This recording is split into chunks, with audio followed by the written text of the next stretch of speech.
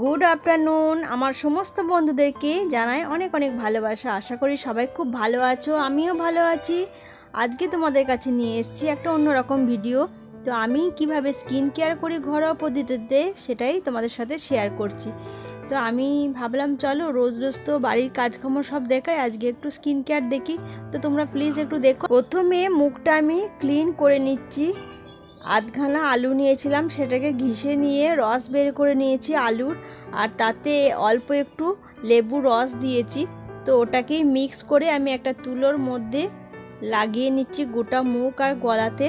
তো আলুর রস দেখবে মানে মুখের মধ্যে দাগ ছোপ থাকলে না এগুলো ঠিক হয়ে যায়।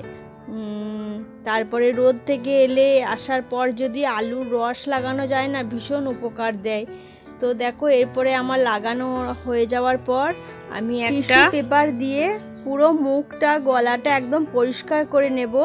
আর অনেকটাই মানে ময়লা যতটা জমেছে আর কি তোমার মুখের মধ্যে পুরোটাই পরিষ্কার হয়ে যাবে। আর এটা একদিন করলে তো হবে না, সপ্তাহে 2 থেকে 3 দিন করলে দেখবে তুমি অনেকটাই উপকার পাবে। তো আমাদের বাড়িতেই আর কি এই সমস্ত জিনিস রাখা থাকে। এরপর আমি স্ক্রাব করব, তার জন্য আমি মসুরির ডাল ভিজিয়ে রেখেছিলাম, সেটা বেটে নিয়েছি আন্দাজ মতো। তো তারপরে দিয়েছি আমি চিনিটা গুঁড়ো করে নিয়েছিলাম, চিনি গুঁড়ো, আর তার সাথে 1 চামচ মধু দিয়ে দিচ্ছি। আর মধু তো জানো আমাদের কতটা উপকার করে। আর এটা পুরোটাই মিক্স করে মুখের মধ্যে আমি লাগিয়ে নেব।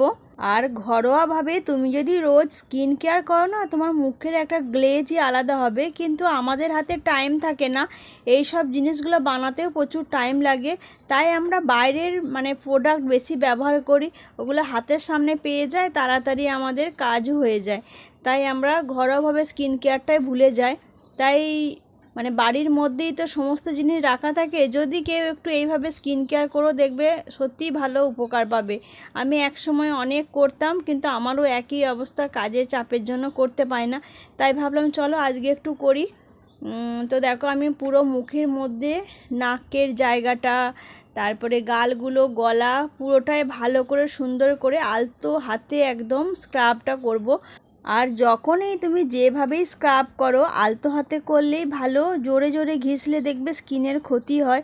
আর যতটা পারবে ওপর দিকে তোলার চেষ্টা করবে। স্ক্রাব আর ম্যাসেজ যদি দুটোই মানে যখন ম্যাসেজ করব তখন ওপর দিক দিয়ে করলে দেখবে স্কিনটা আমাদের টাইটও থাকে, ভালো থাকে। আর নিচে দিয়ে করলে কী হয়, চামড়াটা ঝুলে যাওয়ার সম্ভাবনা থাকে বেশি। তো আমি যতটুকু জানি তোমাদের সাথে শেয়ার করলাম। তোমরা জানি অবশ্যই এখন তো সবাই সব পারে, তাই না? মানে ঘরোয়া পদ্ধতিই বলো স্কিন কেয়ার আর বাইরের প্রোডাক্ট দিয়েই বলো। তো আমি তো এইভাবেই করি। তো দেখো আমার স্ক্রাব করার পর আমি মুখটা ভালো করে ধুয়ে পরিষ্কার করে নিয়েছি, তারপরে মুছে নিয়েছি মুখটা। এরপরে আমি প্যাক লাগাবো। প্যাকের জন্য আমি ছোট ছোট 3-4টে আপেল ঘিষে নিয়েছিলাম, তার সাথে 1 চামচের মতো মধু দিয়েছি। এটা আমি এরপর পুরো মুখে লাগিয়ে নেব। এর পরিবর্তে তোমরা যদি কলাও ব্যবহার করতে পারো, মানে পাকা কলা, এটাকে একটু ভালো করে ম্যাশ করে নিয়ে তাতে মধু দিলে এটাও কিন্তু খুব ভালো হয়। তো আর এই প্যাকটা লাগিয়ে 15 থেকে 20 মিনিটের মতো রেখে দিতে হবে। আর লাগানোর পর শুয়ে পড়লে বেশি ভালো হয়। তাহলে কি হয়, এই আপেল আর মধু যেটা লাগিয়েছি না সেটা মানে দুটোই তো, মধুটাও একটু পাতলা আছে আর আপেল থেকেও রস যেহেতু বের হয়, তাই শুয়ে পড়লে খুবই ভালো হয়। আর আমি মাঝে মধ্যে ওই কলা আর মধুর যে প্যাকটা বললাম ওটাও লাগাই, তো ওটাও খুব ভালো উপকার পাওয়া যায়। তো দেখো স্ক্রাব করার পর মুখটা অনেকটা পরিষ্কার হয়ে গেছিলো দেখলে তোমরা। আর আমি এরপর পুরো প্যাকটা মুখে আর গলার মধ্যে লাগিয়ে নিয়েছি। তারপর 15-20 মিনিট রাখার পর দেখো মুখটা ধুয়ে এসেছি। এরপর মুছে নিচ্ছি সুন্দর করে আলতো হাতে আর কি। আর কতটা পরিষ্কার হয়েছে তোমরা বুঝতে পারছো। তো কমেন্ট করে অবশ্যই জানাবে কিন্তু যে আমার মানে ঠিকঠাক আমি ঘরোয়া পদ্ধতিতে ফেস প্যাকটা ঠিক হয়েছে কি না। আর অনেকটা পরিষ্কার হয়েছে, নিজেকে ভালোও লাগছে।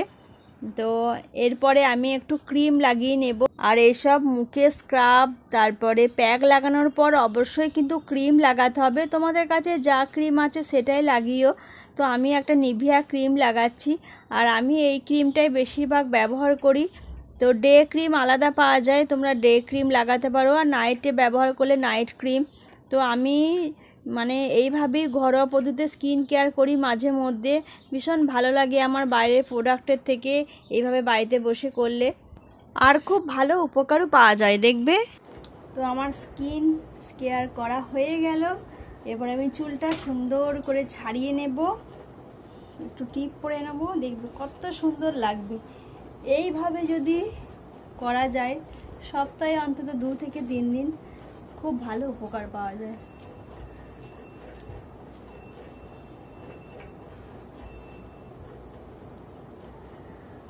কিন্তু আমাদের মতো যারা সংসারের কাজে ব্যস্ত থাকে তাদের টাইম হয়ে ওঠে না। কিন্তু যদি কিছুটা টাইম নিজেদের জন্য বের করে নেওয়া হয় তাহলে কিন্তু নিজের স্কিন কেয়ারও ঠিক থাকবে আর নিজের মনটাও ভালো লাগবে। দেখবেন যে হ্যাঁ, সারাদিনে নিজের জন্য কিছু একটু করতে পারলাম, তাই না? ঠিক বলেছি। চুলটা ছাড়ানো হয়ে গেল।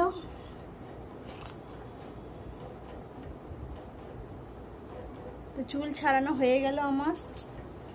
এরপর একটা টিপ পরে নেব। আর আমি টিপ তো খুবই কম পরি, কিন্তু আজকে একটা পরি। এই যে হয়ে গেল স্কিন কেয়ার। একটু সিঁদুর পরব।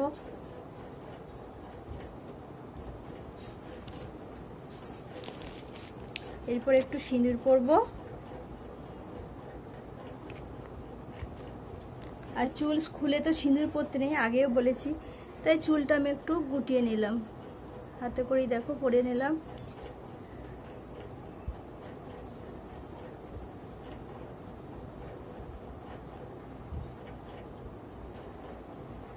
কেমন লাগছে আমায়? স্কিনটা একটু একবার তো করেছি না, তো তবু অনেকটা ফ্রেশ লাগছে আমার স্কিনটা। বেশ নিজেকে একটু ফ্রেশ লাগছে। তো এরপর সপ্তাহে 2-3 দিন করার চেষ্টা করব। তোমরাও করো, দেখবে আর কেমন লাগলো অবশ্যই বলবে তোমরা। ঠিক আছে? আমি সব রকম কিছু দিয়ে ট্রাই করি আর কি, বাড়িতে যা কিছু থাকে তাই দিয়ে। তোমরা সেইভাবে করো একবার, ঠিক আছে? তো চলো পরে আসছি। সন্ধে দিয়ে এই যে আলুর বড়া ভাজলাম। আজকে রোহিতের মানে মুড়ি খাওয়ার ইচ্ছে হয়েছে বহুত জগৎ পর, তাই ভাবলাম চলো একটু ভেজে নিই। আর এই বাটিটার মধ্যেই মুড়িটা সুন্দর করে মেখে নেব, আর 3 জনে একসাথেই খাবো আজকে। আর এই অল্প মুড়িতেই হয়ে যাবে, যেহেতু সবাই একটু একটু করেই খাবে আর কি।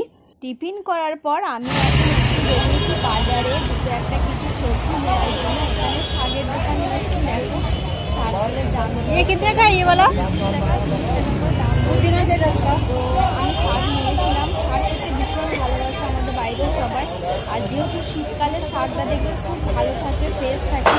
আমরা বর্ষাকালে শাক খাই না, বর্ষাকালে শাকে না প্রচণ্ড পোকা থাকে, তাই আমাদের খাওয়াই হয় না। टमाटो कैसे? टमाटो 20 रुपया किलो। 1 किलो अभी आ गया, भारी माल आ गया। 20 रुपया किलो। ये भारी माल लो 20 का किलो लो। 1 किलो का 20 लो, भारी माल 20 का किलो। 20 का किलो लो, 20 का किलो लो। आइए वापस किलो 20 आधा किलो। भारी माल लो 1 किलो 20 का किलो। Kilo 20 kilo. বাজার থেকে এসে হাত পা ধুয়ে ফ্রেশ হয়ে আমি শাকটা দেখো একবারে বাছা হয়ে গেছে, কেটেও নিয়েছি। আজকে রাতে বানাবো না, বানাবো কাল সকালে। আর কাল সকাল সকাল যেহেতু রান্না করতে উঠতে হয়, তাই আগের দিন থেকে আমি সব কিছু কেটে বুনিয়ে বেটে একবারে রেখে দিই, তাহলে খুব সুবিধা হয়। নাহলে সকালে উঠে যদি আমি অত সকালে উঠে যদি শাক বাছতে যাই, শাক আর রান্না নিশ্চয়ই হবে না। তাই দেখো শাকগুলো কেটে বেছে নিলাম। এখানে ফুলকপিটাও কাটবো। আর সব সবজি আমি কেটে বুনিয়ে বেটে একবারে ফ্রিজে ভরে দিয়েছি। এখানে আমি ঘুগনি করব, তার জন্য কলাইগুলো ভিজিয়ে রাখছি। তবে ঘুগনি আজকে করব না, কাল সকালের জন্য রুটি আর ঘুগনি হবে, তাই ভিজিয়ে রেখে দিচ্ছি রাত্রেবেলায়। সকালে উঠি তো বানাতে হবে। তো আর আজকের ভিডিওটা তোমাদের কেমন লাগলো প্লিজ কমেন্ট করে জানিও। ফিরে আসবো আবার একটা নতুন ছোট ভিডিও নিয়ে, ততক্ষণের জন্য তোমরা খুব ভালো থেকো, সুস্থ থেকো।